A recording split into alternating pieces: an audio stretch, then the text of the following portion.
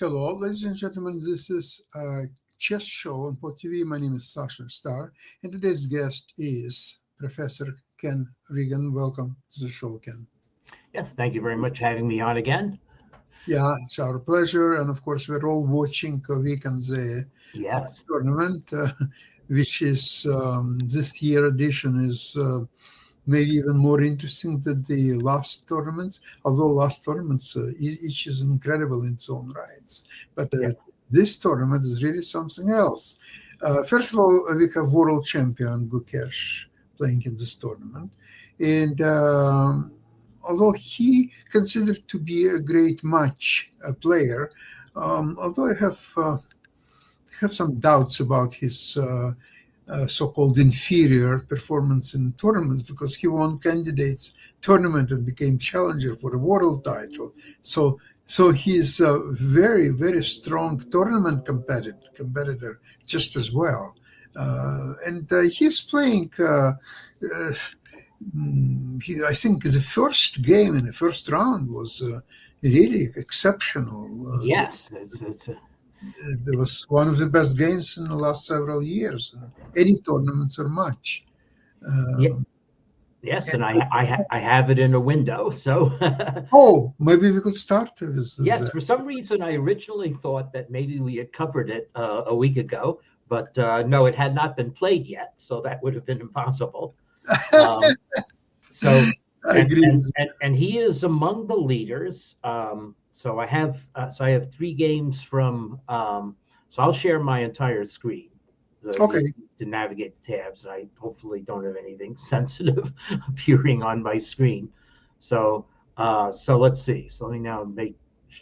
Yes. So tell me when you see the yeah, game with Gukesh and Giri showing.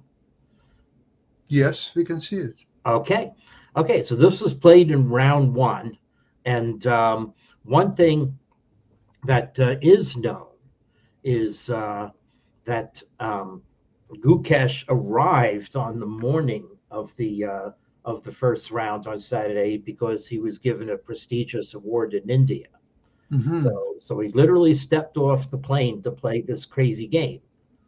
Um, and Okay, so action starts building slowly. I should mention that this game traditionally has a longer than FIDE standard time control. So instead of 90 minutes for the initial 40 moves, you get 100 minutes. Instead of 30 minutes at turn 40, you get 50 minutes. And there is the 30-second increment. That's why you see times ticking up for a while. But Gukesh thought 4 minutes over his strategy and decided to engage black sooner rather than later in what is now a very classical looking position. Um, but tactics can enter when people in a symmetrical looking position start doing unsymmetrical things. Well, back to symmetry now. Um, so it's just a question of whether white's space advantage will outweigh black's compactness. Black has no targets to attack, neither does white, of course, but white does have a space advantage. And Um, a little bit advancement in development because he's already castle. He can play rook d1, bishop f4. It's a kind of easy game to play by white at right, this point. white's bishops have better prospects right now. Black's bishops are cramped, and now white also is advancing a pawn, but black, can unwind, and black actually technically has a little bit of a development lead since white still has not moved the bishop on c1. Now it moves, and it's trying to take advantage of black's bishop vacating the e7 square. So black says, okay. And so now this is where it becomes a dare. So obviously, if white had to retreat the bishop, the point of making a target on h6 would have been debatable. But well, black decides, okay, I'll go in for this attack, and this is where the game starts becoming crazy. So the question is whether white has enough compensation um, for this investment of a piece for two pawns. Uh, and black finds a very accurate move. Um, So other moves don't necessarily keep as much advantage. He could have played knight d4 first, but e5 is the right idea. It cuts down a little bit on white's ability to maneuver on the queen side, prevents white from playing e5. It's the most important thing, immediate thing. Anyway, so here, white is just going to play white has to go slowly. Can't even play f4 right now because of the pin. But now black's bishop retreats to cover the potential pin. And this is very important. Black does not mind giving back an exchange because this will now enable black's pieces to have greater life. Obviously, if black had moved the rook, it would have been queen g5 check and checkmate. So this was important. Okay. Now, actually, the engine says that black should have taken back with the queen, but this isn't bad. So, and now white goes ahead with f4. The engine thinks that white should have just played for more pressure by rook a d1. So the theme is white's rooks should find the open file to work on, take advantage of the fact that black has only one rook. Anyway, f4. So the drawback of this is that black's minors will become active. On the other hand, it is opening a file for white's rook on f1. So, okay, trying to stem black's minor activity, but here we go. Black can play this move because of the pin. So now black's minor activity again. And interestingly, it is now black who is taking over the attack in this position. And king h8, what a move. It's purely prophylactic. It's guarding against knight f6 being check, against some other tactics that might occur, guarding against rook takes f7 being check in some lines. Anyway, so king h8, and now white should have pressed ahead with queen f4. King h1 is a strange move, I think. I don't know what its point is. It was maybe on a mental image of unpinning the pawn. Maybe it was to try to make rook c2 be less active. Actually, let's take a look at why black could not have played rook c2 previously. Okay, the answer is exactly that knight f6 check is strong, and if you take on knight f6, then it's uncover your queen. So, so that's why king h8 was such a great move. And now white tacked, so black plays rook c2. Now black has a roaring initiative. Okay, knight takes d5. Maybe there's something white missed here. So if you take, maybe white has missed that black can actually capture this. Okay, so it's this is definitely worth looking at. If you take with the rook, black just takes. It's a queen sacrifice, but it's also mate. This is what we mean by an attack with minors becoming active. And the real thing here is, and this is where also black's king being on h8 is very nice. If when you play rook f2, okay, well black can play rook takes f2, bishop takes f2 wins as well. But I was thinking if rook takes f2, white cannot play for time by playing rook e4 check. So this is going to be a queen e4 check. There's no check by white's queen. So, okay. So therefore, Gukesh at this point, running down almost all his time. Let's see how much time he used. Yeah, he's down to 38 seconds even before this move. So this is also a time scramble. And it's only moved 26. So he's down to playing on the increment. And he played queen f3. And now queen b6 was not the most accurate way. So black should have played rook takes g2 and then sunk a knight on e3. So anyway, queen b6 though looks logical. This, specter of smothered mates hanging in the air. So white captures on d5, and now we're going to see some amazing tactics with black's bishop. Okay, it's going to come into the game a different way. So here's again the reason black played queen b6, rook takes f2, knight takes f2 check and discovery. So white plays the queen aside. Now bishop b4, mistake according to the engine. Bishop f5 immediately was better, but let's give black credit for strategy here. Now bishop f5. Okay.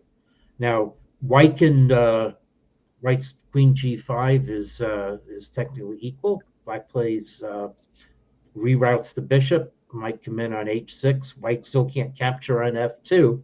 I mean, the material is equal in this position. So this is just pure playing tactically. Now, white should check on h5. Instead, white checked on h4 to keep open the option of queen d8 check in some position, queen f6 check in some position. But now black plays bishop h6, which was logical but not right. Instead, king g8 was the tactical move. But both players are playing on increments. It's a time scramble. And here comes the real tragedy of this game, is that black plays the right idea, but does not see how to bring it about twice. So queen takes b2. Now white can safely capture on f2 and should have done so. Generally, when you're in exchange ahead, or rook versus two pieces ahead, you want to trade one pair of rooks so that you have more dominance of the rooks. But anyway, white played h3, trying to, it'll win if black has to move the knight, but black does not have to move the knight. Now, Giri, with just a minute left, found the correct concept. This is an amazing tactical move. Okay, so if rook takes e4, then rook takes f1, check, bishop takes f1, and queen h2, mate. Okay, and if bishop takes e4, then the checkmate is delivered by the queen going back to b6.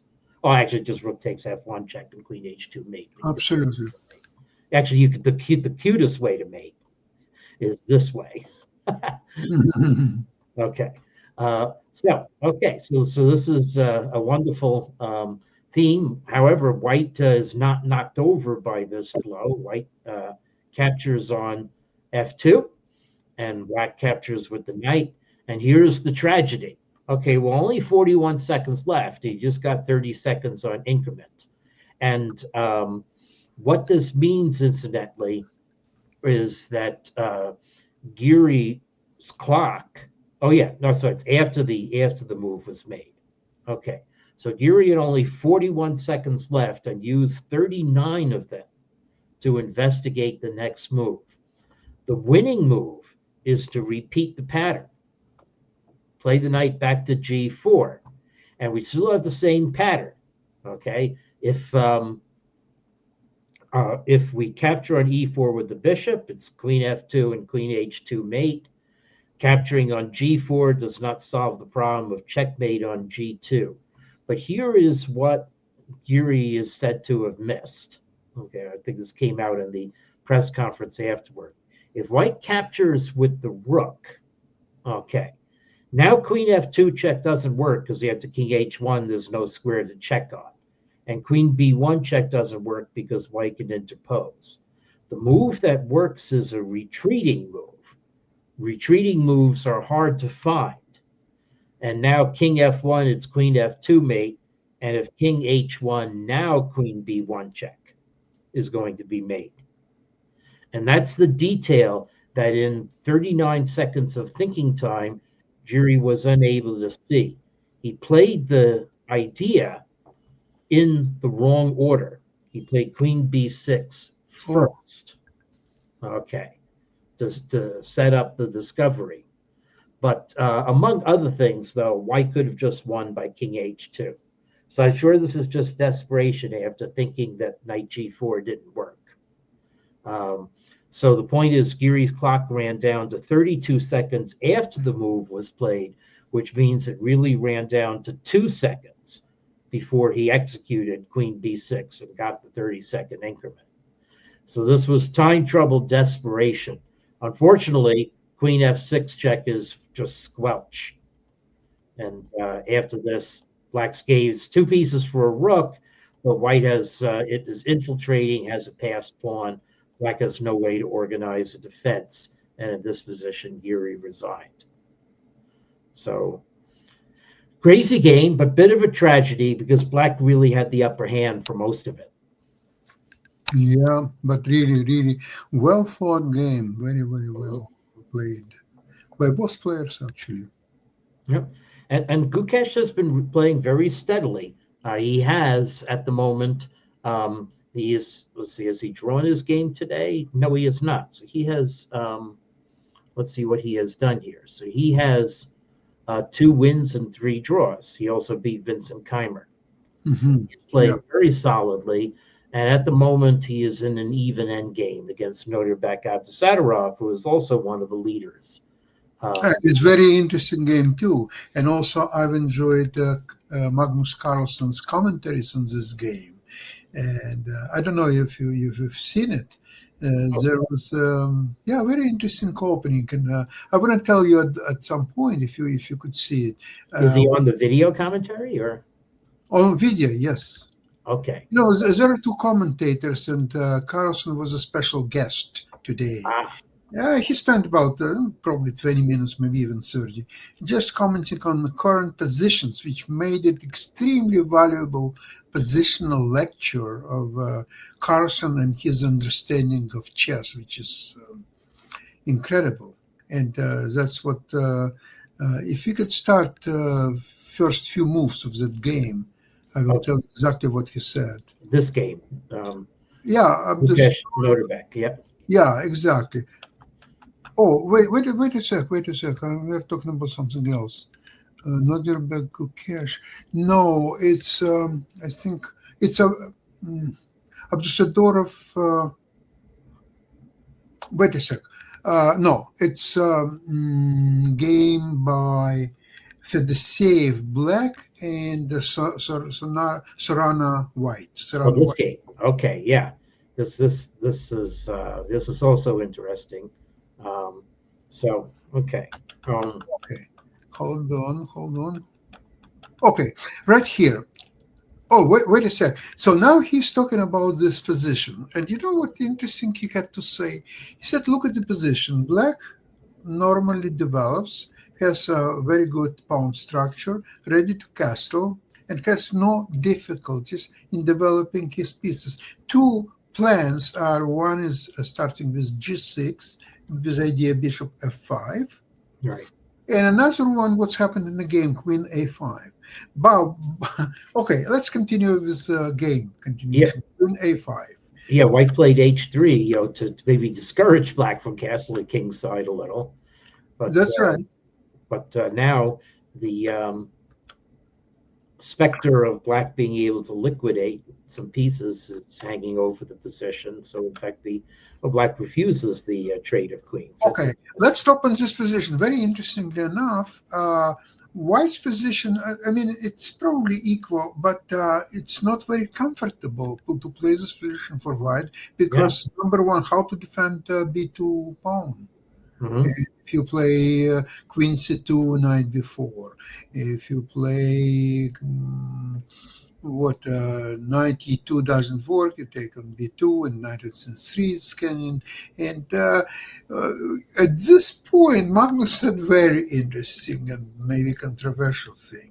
He's saying this position shows precisely why d4, opening move for white, is inferior to e4, Right. because in e4 openings, white doesn't have to worry how to develop his pieces and castle. And this opening here shows that this is not straightforward opening to solve White's problem, because look, White is underdeveloped. He still needs to play his knight out and castle, and Black is ready to castle any move now. And Black is one who is inserting some pressure.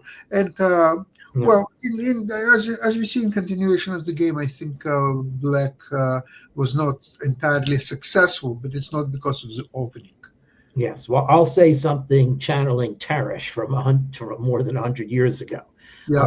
White has invested a tempo in H3, which is not so meaningful here. So at this moment, White is really Black. Yeah. So it's not surprising that White is under pressure.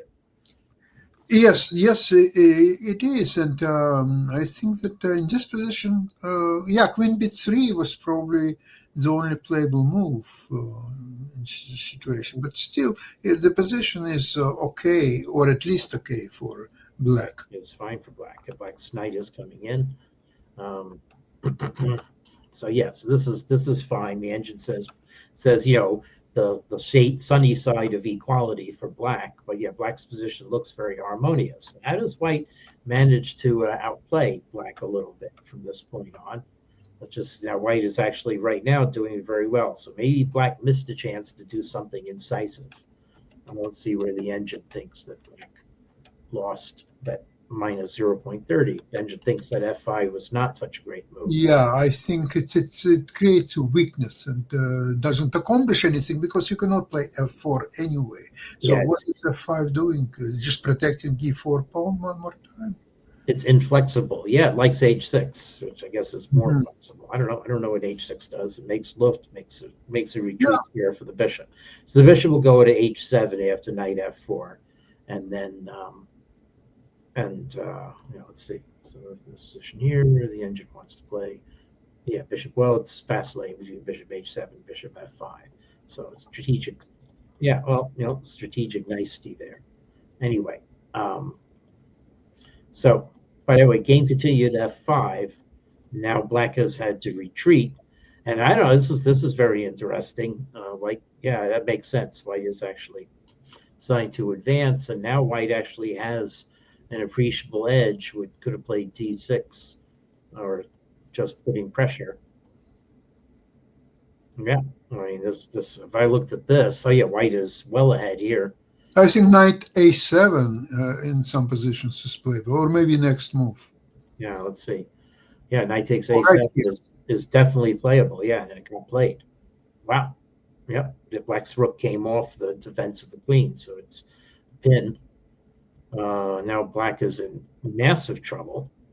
So how did black manage to avoid getting smushed here? Wow, look at that.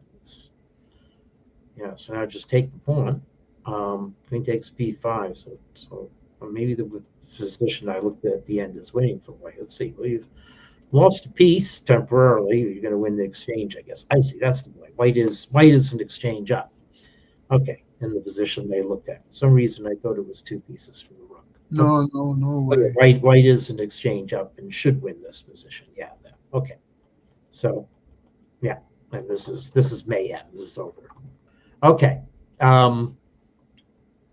Okay. So very interesting, and that's going to knock down Vladimir Fedoseev from chasing the leaders. Yeah, it's very painful loss for Fedoseev. There's no doubt about that because he played very well throughout the tournament. However, it's not over yet, so he may still improve his position. Let's take a look at the challengers, where it's time to put in a peon for an older player. Erwin Lamy is just gone past 40. And he's at 4.5, although I think Benjamin Bach can pass him, or did they just draw? Erwin is the husband of Alina Lamy, great photographer, good player herself. Benjamin Bach drew. So Erwin Lamy has a clear lead over the field. I don't think that any of the other players could catch him. There is a great motivation for him to win this tournament because he would be eligible for next master edition next year. Right. The winner. Of course, so that would be a great thing. Also of note, though, Liu Miaoyi got off to a rocket start with 2 wins from the first 3 rounds before being stopped by Benjamin Bach. And last time I had an optical mistake and thought I was showing a game she won. But I was right to highlight her, and there actually are quite a few interesting games. This is one of her winning games, but there is actually, interestingly enough, if I want to show one game to represent the challengers, though, I should show a game that Liu Miaoyi lost again. Okay, this was a crazy game. Again, very indicative of fighting chess. So again, with apologies to Liu Miaoyi, she's playing great, but I'm representing her by a lost game just for interest. Okay, so Sicilian defense. We don't see the Sicilian defense so much. It's always Maybe it's overanalyzed. That's why. yeah, maybe, yeah. So anyway, this certainly was overanalyzed. It's the classic. I forget now forgetting the name of this attack, but anyway, um, White does not play f4 early on, so plays this way, and White prefers f3, taking it a little slower. Okay, so Black will play on the queen side. White will try to get something going on the king side. And so what's fun about this game is it's almost like one of Sam Lloyd's famous problems. One of White's pawns is going to do the Excelsior and promote. And on what square does this pawn promote? So Liu Maoyi is going to make a queen in this game. Name the pawn and name the square. so okay. So b4, black goes on the queen side, and so c4. Here we go. That pawn gets captured. But here we go. Another pawn. Okay. Knight b5. Okay, so black plays d5, and this should have been punished by playing e5, and I don't know, things get crazy, but white is at least attacking with this move. Rook c1, however, can't fault that. Also looks good. Rook is threatening to come in on c7. Queen b8. Oh, now e5, but it would have been better last time. Okay, bishop a5. Here comes the pawn. Bishop b4, a very good move. Got the bishop out of the pin, so now black's knight can move. White is still doing well. White's attack on the king's side looks like it's moving faster than black's attack on the queen's side at this moment. But obviously you have to do something about it. And rook and queen h3, unfortunately, was just too direct. So turns out, so the move that the engine wants is a move that it's really hard to play. Okay. And that's f5. It looks like it's hanging something. So we can do this, and we can do this. And now white just plays bishop e2. This, if you're thinking ahead in a position like this, it looks like you've lost a pawn in a tempo. You just have another pawn hanging. What did you accomplish? But from the amazing engine sense, the fact is that with two bishops and the pawn on b5, black has his hands full defending against this. So, and that idea is part of why Liu Maoyi had the point of, well, I can also attack on the queen side as well. I'll attack on the king side, and now I'll switch over to attacking on the queen side. Maybe pipe dreams of rook takes e6 in some position, who knows? Well, black starts with the queen side counterplay, and now here comes white's pawn, but this is already a mistake. So the engine wants white to play f5, okay? But probably with the idea that you're going to make a perpetual check in some position. It's not winning. So this is crazy. The players did have 10, 15 minutes left at this point. Okay, now bishop takes g6 was on as a move, but Liu Maoyi went to queen her pawn. And this is really a consequent position, because the natural move, of course, is for black to play rook b8. And now you can calculate that bishop takes g6 is working. Okay, this is this and this. This is working spectacularly for white. I mean, it's not going to win, but it's going to be a draw by perpetual check. But it works as far as its own internal logic goes. So white's going to sacrifice a rook on g6 and get a perpetual check in this position.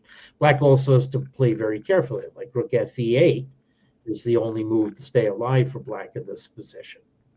And now white goes rook takes g6 check, and I don't know, maybe it does win if he analyzes more deeply. point is that obviously after b7, you think black is going to play rook b8, and that throwing in those two moves was good. White could have played bishop takes g6 right away. So rook to b7, but now maybe, spectacular move of the tournament. Black does not have to move the attacked rook. Instead, we continue our own attack. Okay, so white has to accept this this gift. Things are just getting crazy. If you play bishop takes g6, h takes g6, rook takes e6, black does not have to pay attention to you. In fact, rook a6 itself completely defends along that line. So that's the other reason that white's put rook on pawn on b6 would have stopped that. So capture the rook. There's the queening on a8, and okay. So now white, however, is staring, imminent death down that file. So, for instance, b3 does not put it up an umbrella. Okay, a2 check, and then king a1, bishop c3 check is mate. The next move. So white had to trade off black's rook at least. Okay, and now black doesn't even have to recapture white's bishop. Black is a full rook down and is attacking only with a queen, a bishop, and a knight that hasn't entered the game yet. But nevertheless, there's no way white can defend against this. Okay, white has to recapture the pawn. Now you take. This is the other thing in the position is white's bishop on g5 is out of play. And nice attacking move again. The bishop on b4 can't be taken. And Liu Maoyi, who again was down to just seconds. They were both down to seconds on the clock, still with 6 moves to turn 40. Liu Maoyi fell into checkmate by 1, but she was losing in any event. Black's d pawn is also a giant factor in this position. So that was quite an exciting game. I mean, annotations could cover several magazine pages to get. I think it will be analyzed in many chess. All of the depth of that game, but it represents the incredible fighting chess that's being played in both sections of this tournament. And I haven't even gotten to 2 stories. I haven't even gotten to are the travails of Faustino Oro, the very young prodigy who righted his ship, by winning in round 3 and drawing in round 5 a little bit. And he's in an even but tactical endgame. The pawn on g6 is a little bit of a wedge, but he is up a pawn in this position. And then the other story is Arjun Erigaisi. Okay. Oh, yeah. But he played a definite let's right the ship game against Fabiano Caruana. Here's Carlsen's e4 for white. But I don't think white played one of the more challenging lines in this Berlin position. So black doesn't have to get double pawns. The pieces just come off, and this is a draw. So another Berlin draw. So anyway, but Erigaisi is recovering. He has 3 losses and 3 draws. Yeah, he was one of the favorite players to win the tournament. And actually, what I enjoy is this concept of having a Masters tournament and the tournament. How you call it? A B tournament? Right. There used to be a C tournament too. Yeah. Yeah. No, I think they have open tournament, and I think open tournament a lot of people are playing, and so there's a quite interesting fight for first place in Challenger or B tournament to qualify for the major Masters tournament next year. But judging from this player who won the tournament, the B tournament last year, he's not doing that well in Menduka in this major Masters tournament. Right. So there is still kind of a gap. I think they should think about make the Challengers tournament stronger and invite more players to be challenged for the first prize and entering the major tournament next year. Well, think about this concept. Well, one laudable thing is that the Challengers generally always invites a number of women players. So right Yes. now, the female players in the challengers are Irina Bulmaga, who plays a lot of open tournaments, Ramesh Babu Vaishali, and Mhm. then Divya Deshmukh, Lu Mao Yi, and I thought there was one more women tournament, women in the tournament. Um, who am I missing? I thought there were five. Okay, well, there were four. And so the thing is, I believe, but have not been able to prove, that the world's female players at this level are collectively 75 elo underrated. So you could, make the challengers stronger by just adding 75 to all of their ratings, as I think should be the case. So Well, even so, I don't think that, for example, any winner of today's edition of Challengers B tournament, so called, would have any chances to succeed in a major Masters tournament next year. So it will be, well, participation in itself is already an awesome prize for these players. I agree with that. But I don't think that they really can make a dent among elite players who are playing in the Masters tournament. But well, who knows?Maybe situation will change slowly. But I think that they should think of making the B, because it's just the only tournament, in my opinion, in the world whenever they have this group A and Group B, and from Group B, the winner is qualified to Group A. I don't know if there are any tournaments of that kind in the world. Do you know, Ken? the tournaments of that kind were one. Oh, Beal is not that way. I guess no. Let's see. And Bill? Maybe Um, it used to be Hastings. They had the B tournament, but again, Hastings is no longer is being played, as I'm aware. So, but anyways, the tournament so far is very, very interesting. I yeah, enjoy watching it every day, and so yeah. 8 o'clock in the Wei morning. Fan played in Tata Steel A once, right? But she Hmm, doesn't seem like she qualified from the B to get there. She was invited on the basis of rating. That's how that's I right. was just checking. Well, actually, let me just go to scroll to the very beginning of 2013. Oh, she was in Tata Steel A twice, actually, 2 consecutive years.